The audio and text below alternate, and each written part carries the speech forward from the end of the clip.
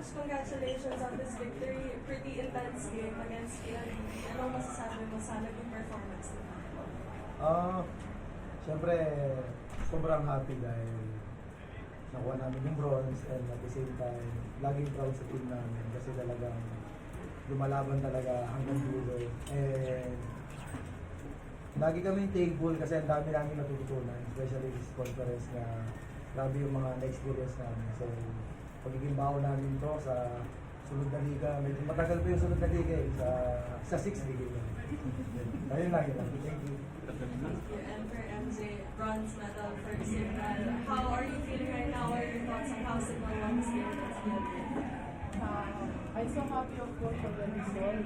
It's not as still the result we wanted. We are still very painful for the last game, but we are happy to get this bronze medal. We have been working very hard, and we have our mindset.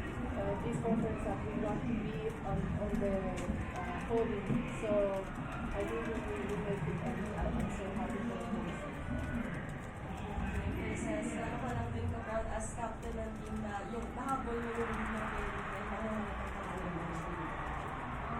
Well, very, very proud sa team, especially sa mga teammates ko and syempre sa teamwork namin. And of course, sa mga coaching staff namin na talagang haba ng patience sa amin kahit na first set, natalo ko ng first set. And yun, talagang ang mindset namin today is kung mas gusto ng kalaban namin, mas gugustuhin namin. And yun nga, we're 1 point away dun sa nakaraan namin game. Kaya malungkot pa rin yung team, pero ngayon talaga nilaban ng teammates ko.